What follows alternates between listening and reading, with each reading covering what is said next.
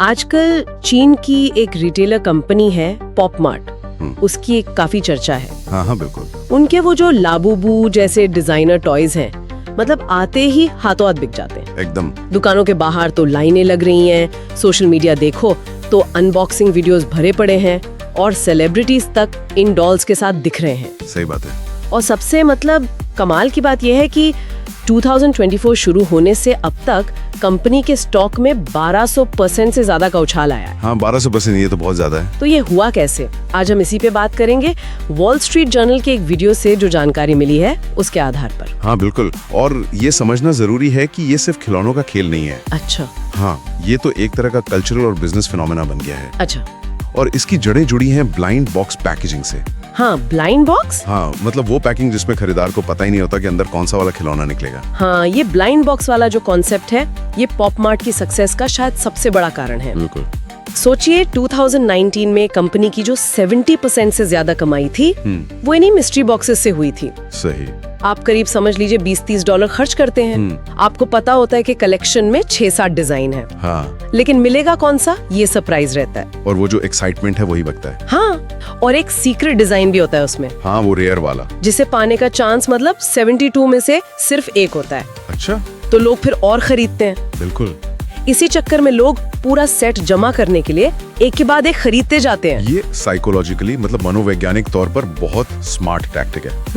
एक तो वो कलेक्शन पूरा करने की इच्छा होती है ना हम सब में। हाँ, वो कंप्लीशन वाली फीलिंग। बिल्कुल।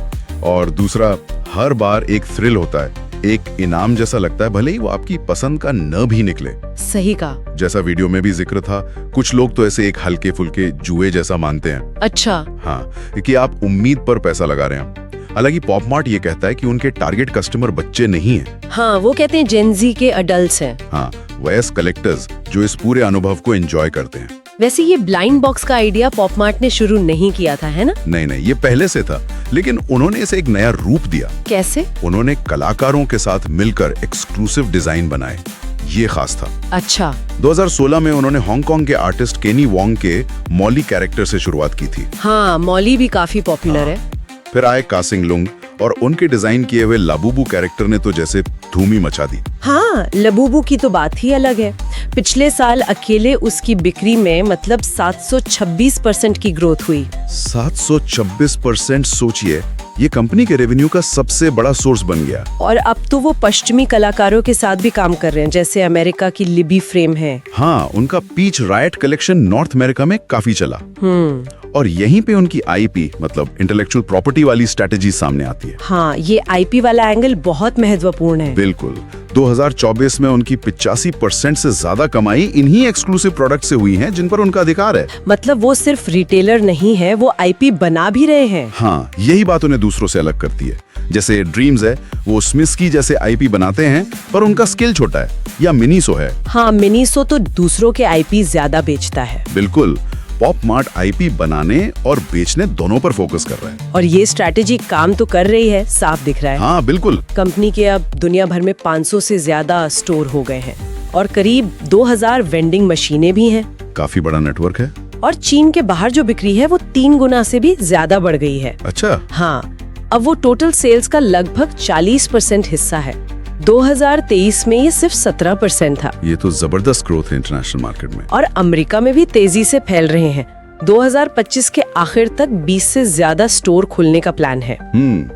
काफी महत्वाकांक्षी योजना है। हाँ, लेकिन इतनी तेज ग्रोथ के साथ कुछ मुश्किलें भी होंगी। हाँ, चुनौतियां तो हैं।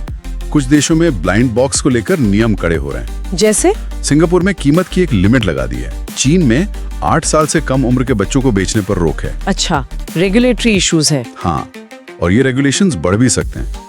साथ ही एक डर ये भी रहता है कि कहीं ये सिर्फ एक ट्रेंड ना हो। मतलब फैशन की तरह आया और चला गया। हाँ, कि ये क्रेज कहीं ठंडा ना पड़ जाए। शायद इसीलिए पॉपमार्ट अब सिर्फ ब्लाइंड बॉक्स पर ही सारा दाव नहीं लगा रहा। क्या कर रहे हैं वो दूसरे प्रोडक्ट्स पर भी ध्यान दे रहे हैं, जैसे प्लश टॉयज, वो सॉफ्ट वाले खिलौने। अच्छा, सॉफ्ट टॉयज। हाँ, और कीचेन जैसी एक्सेसरीज वगैरह। इनकी बिक्री भी तेजी से बढ़ रही है। ये सही है, डाइवर्सिफाई करना जरूरी है। और इसके अलावा वो अपने कैरेक्टर्स के आसपास कहानियां बनाने पर भी जोर दे रहे हैं। कहानियां मतलब? जैसे थीम पार्क बनाने का प्लान है, डिजिटल कंटेंट तैयार कर रहे हैं। अच्छा, ताकि लोग सिर्फ खिलौना ना खरीदें, कैरेक्टर से जुड़ें। हाँ, ताकि वो कनेक्शन लंबा चले। तो अगर हम सार देखें, पॉप मार्ट की जबरदस्त सफलता के पीछे क्या है? एक तो ब्लाइंड बॉक्स का वो रोमांच, हाँ, वो सरप्राइज फैक्टर। दूसरा खास कलाकारों के साथ एक्सक्लूसिव डिजाइन, खासकर लाबुबू जिसने कमाल किया, फिर उनका वो बड़ा रिटेल नेटवर्क, स्टोर्स और वेंडिंग मशीनें, हाँ, और तेजी से होता हुआ इंटरनेशनल विस्तार। लेकिन सवाल वही है कि क्या ये कंपनी सिर्फ ब्लाइंड बॉक्स के मजे और कलेक्शन के क्रेज से आगे बढ़ पाएगी? हाँ, ये बड़ा सवाल है। क्या वो सच में, जैसा कह रहे हैं, अपने किरदारों की कहानियों और दूसरे प्रोडक्ट्स के दम पर लंबे समय तक टिके रह पाएंगे, या फिर उन्हें बिजनेस चलाने के लिए लगातार ऐसे ही नए वायरल मूवमेंट्स क्रिएट करने पड़ेंगे? ये देखना वाकई दिलचस्प होगा आगे। हाँ, ये एक अहम सवाल है जिस पर उनकी भविष्य की रणनीति निर्भर करेगी।